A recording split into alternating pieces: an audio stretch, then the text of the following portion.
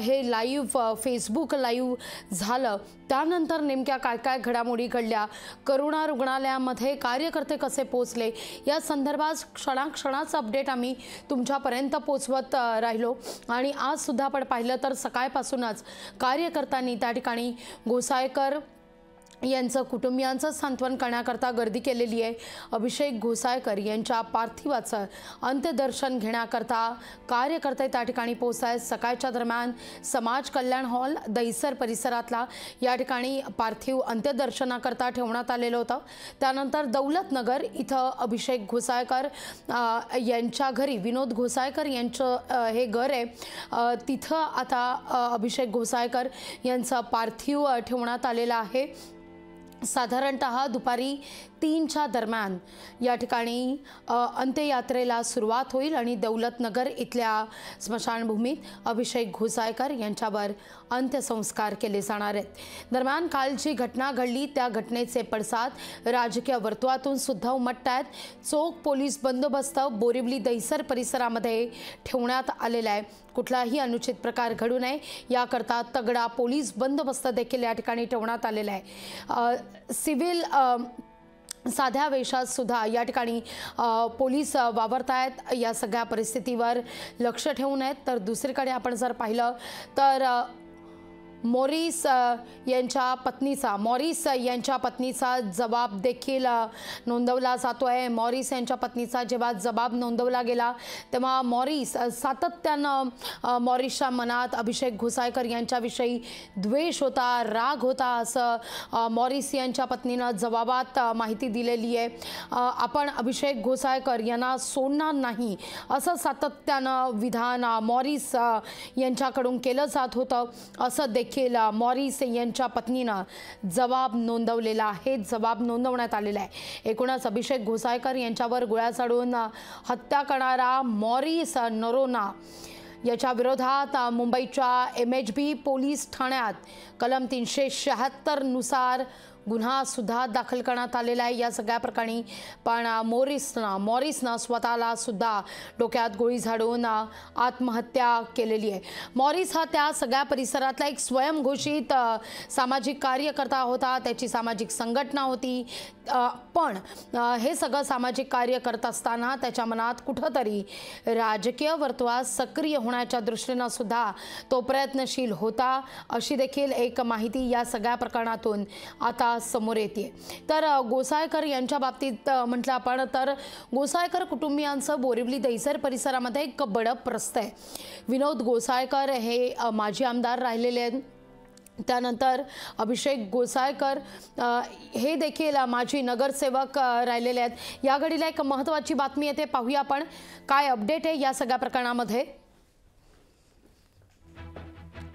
मॉरिसचा दफनविधी करण्यास चर्चनं नकार दिलेला आहे। IC कॉलनी चर्चनं या ठिकाणी दफनविधी करण्यास नकार दिलेला आहे। या घडीची महत्त्वाची बातमी, मुंबईतल्या इतर ठिकाणच्या ख्रिस्ती चर्चमध्ये दफनविधी करा असं सांगण्यात येत आहे, पण IC कॉलनीमध्ये जे चर्च आहे तिथं मात्र दफनविधी करण्यास IC कॉलनीतल्या चर्च प्रशासनानं आता नकार दिलेला आहे। ख्रिस्ती चर्चच्या दफनभूमीचा शोध आता सुरू झालेला आहे। मुंबई परिसरातील ख्रिस्ती दफनभूमीच्या इतर ठिकाणांची चाचपणी केली जाते, पण IC कॉलनीत जे चर्च आहे, जी घटना घडलेली होती काल मॉरिस यांच्या कार्यालयात, तिथून अगदी हाकेच्या अंतरावर हे चर्च आहे, पण त्या चर्चमध्ये दफनविधी करण्यास आता चर्चनं नकार दिलेला आहे। IC कॉलनीतलं हे मोठं चर्च आणि या ठिकाणी चर्चनं एक भूमिका घेतली असल्याचा पाहायला मिळत आहे। या सगळ्यात मॉरिस यांचा मृतदेह आणि मॉरिस यांचा मृतदेह दफनविधी करण्यास चर्चनं स्पष्ट शब्दात नकार दिलेला आहे। या घडीची ही महत्त्वाची बातमी या सगळ्या प्रकरणात, हे महत्त्वाचं अपडेट आपण आता पाहतोय।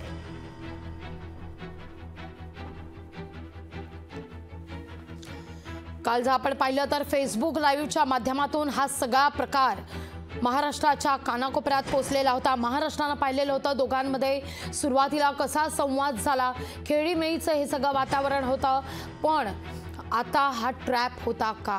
मॉरिसनं अभिषेक घोसाळकर यांना त्या ठिकाणी ट्रॅप रचत बोलवलेलं होतं, अशी आता एक माहिती या ठिकाणी समोर येते। एक थिअरी आपण म्हणूया, या सगळ्या संदर्भात काही थिअरी या समोर येतात। कारण मॉरिसनं जसं आमच्या प्रतिनिधीनं सुद्धा आढावा घेतला, त्याच्या घरापर्यंत आमची प्रतिनिधी मीनाक्षी म्हात्रे सुद्धा पोहोचली।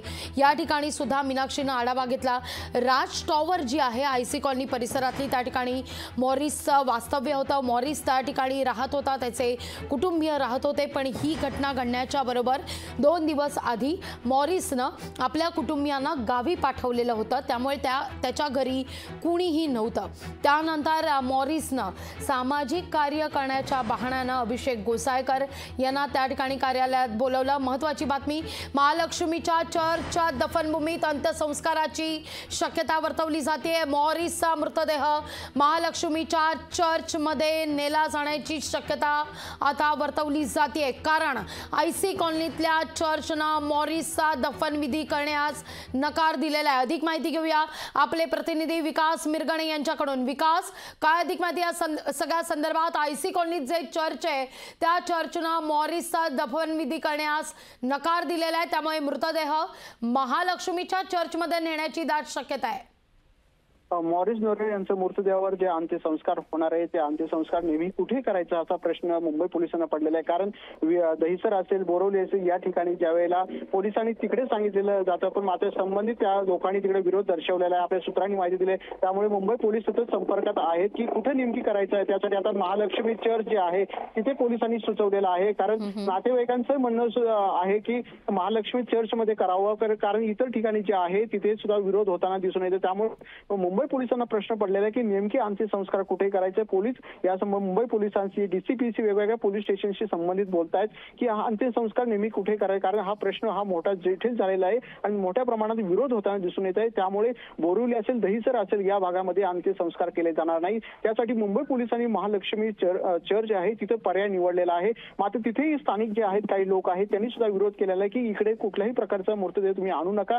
मात्र मुंबई पोलीस आणि या संबंधित पूर्णपणे त्यांच्याशी बोलणं करतायत। सध्या तरी मिळालेल्या माहितीनुसार महालक्ष्मी चर्चमध्ये मॉरिसचं आहे तिथे अंत्यसंस्कार केले जाणार आहेत। विकास, पण आता तुम्ही उल्लेख केला की मॉरिसचे अंत्यसंस्कार करण्याच्या दृष्टीने महालक्ष्मी चर्चच्या नागरिकांचा सुद्धा, त्या चर्च प्रशासनाचा सुद्धा विरोध आहे। त्या दृष्टिकोनातून आता काही प्रशासन आणि चर्च मधलं व्यवस्थापन यांच्याशी काही चर्चा सुरू आहे का? काय या सगळ्या संदर्भात अपडेट मिळतात?